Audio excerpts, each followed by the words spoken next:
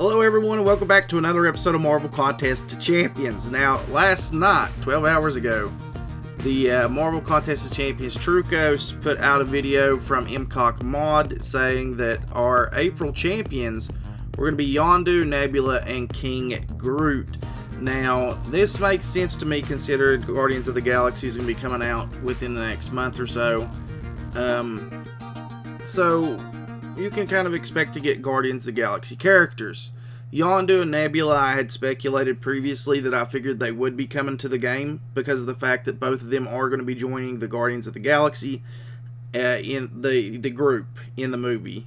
You kind of had an idea that that was going to happen at the end of the last movie. Probably not so much Nebula, but looks as though within the movie spectrum that Nebula doesn't really have much of a choice in the fact that she is going to be joining the Guardians of the Galaxy at this point. She's kind of captured by them, and it looks like they're bringing her back in for some reason or another, probably because of the crimes that she's committed against the galaxy in the form of working with Thanos. Now, the really cool thing that we have to think about with this entire deal is King Groot. King Groot is not exactly a character that you hear too much about. Groot does go by the name of King Groot. There's actually a lot more to the title than just that as a nickname in the comics. But there is also the fact that there are other Groot in the universe. Groots, not really sure what the plural of that is, but there are definitely other Groot. And they all live on a planet called Planet X. So this could be a variation of a different Groot. This could be the actual King Groot of Planet X. What I really like about this is, and like I said, I don't know exactly what the movie has in store. We could potentially be getting a little bit of a backstory on Groot in Guardians of the Galaxy Volume 2, which would showcase King Groot in that movie. So we may be getting a movie version of that character. We don't really know yet. Or we could be getting potentially more along the lines of one that would look like the actual comic book version, who is definitely a lot more scary looking than the Groot that we have in the movie, that is really kind of watered down to a family-friendly perspective. We are Groot.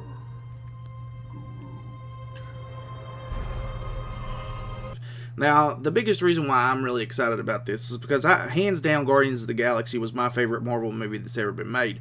I haven't watched Logan yet, but everything that's came out at this point in the Marvel Cinematic Universe up to Guardians of the Galaxy and past it has really had to sit on that pedestal and be like, well, was this as good as Guardians of the Galaxy to me?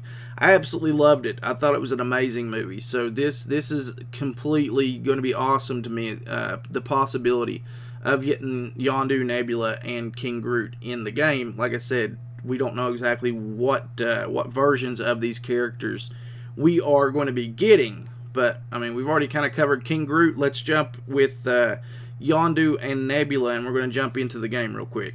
So now this is why I wanted to come inside of the actual game itself. We can actually get a better look at this kind of stuff. We have the Guardians of the Galaxy from the movie spectrum off of Volume 1 in the video game right now. We have Gamora. And this is why I kind of want to get into this, because this is not the Gamora from the movie. This is the Gamora from the comic books. So we definitely have that. That's why there's two different ways you can look at it. Gamora, Drax, comic books. These are straightforward comic book characters. Same with the next batch that we have, which is Star-Lord, who is movie version. And then we have Groot and Rocket, who are also the movie versions. So we have Rocket, movie version, and we also have Groot, who is the movie version. So we get a mixture. It's not completely just one or the other. You've got 3 that are movie versions, 2 that are comic book versions, and that's why there's the possibility that we could be getting a variation of 2 different kinds of characters in this game. And to me, that kind of defines who the characters really kind of are.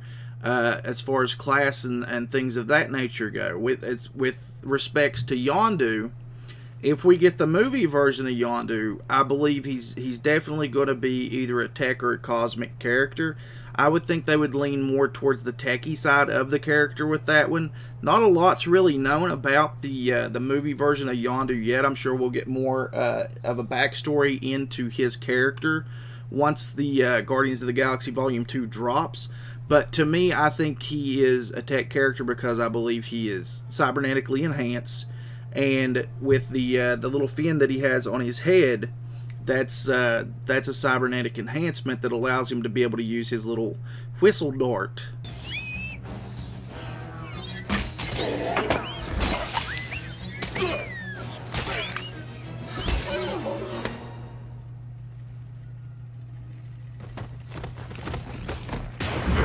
So, now as far as the comic book version goes, he could go to one of two ways as well. Well, actually, he could go one of three ways. They could go cosmic because he is a cosmic being. They could also go with a skill character because primarily his main thing in the comics was that he was an archer. He's basically a cosmic Hawkeye in essence, you know. He didn't have the little whistle thing. He had full-on bow and arrow set, but he also had the ability to use mystical powers with respects to planets and being able to harmonize with the planet to figure out what's going on, as long as it had some kind of organic life form on that planet. So they could go mystic with him as well, to be honest, if they go with that comic book version of him. But like I said, I definitely think they'll go with the movie version, and we'll probably end up with a tech character out of that. Now, Nebula would definitely be, if we went with the comic book version, she would definitely either be a skill character or she would be a tech character, because she would use more weapons and things of that nature. She's also more of a skill character. She doesn't really have any powers. Neither Yondu or Nebula really have any kind of powers whatsoever. They're just straight up cosmic badasses in a sense. Now, the comic book version of Nebula does differ a little bit from the movie version, because in the comics, Nebula is rumored, not so much that she is, but she's rumored to be the granddaughter of Thanos, whereas in the movie version, she was billed as, you know, a daughter of Thanos, not like a physical daughter, but, you know, he took her and Gamora and made them his daughters and heralds. So that's kind of that thing. But as far as the comic book version goes, Nebula really didn't have any kind of love for Thanos like she did in the Guardians of the Galaxy movie. She actually was one of the people, she was actually the person that got the Infinity Gauntlet off of Thanos in the Infinity Gauntlet series. And then, you know, it transpired from there to Nebula to Adam Warlock. So that's kind of neat in that retrospect, but Thanos never acknowledged her as his granddaughter, but she said that she was, and he morphed her and turned her into an ugly being, and then she managed to get the Infinity Gauntlet from Thanos while he wasn't looking. So that would be kind of neat. But for me, on that side of the spectrum, that character would either definitely be skill or tech. Now, as far as the one from the movie version goes, I would definitely, I mean, they could go cosmic with it, but I would definitely have to say she is way more tech. The comic book version and the movie versions differ a whole lot. She's not cybernetically enhanced the way she is in the comic books, as she is in the movie. The movie version is a complete and total cybernetic breakdown, and for me, I definitely think that that's the way that they need to go with this character, because we definitely need more tech characters. We are very, very, very, very, very lacking in the tech department. So to me, that's a no-brainer that we need Nebula to be the movie version to go into this whole deal as a tech character. Now that's really about all I've got. There's no other leaked information that MCOC Trucos or MCOC Mod has put out about these characters. We just kind of have the header you can check out the video on MCOC Trucos' channel. I will leave a link to that in the description down below. I'll also leave a link in the description to his Twitter and his Facebook page.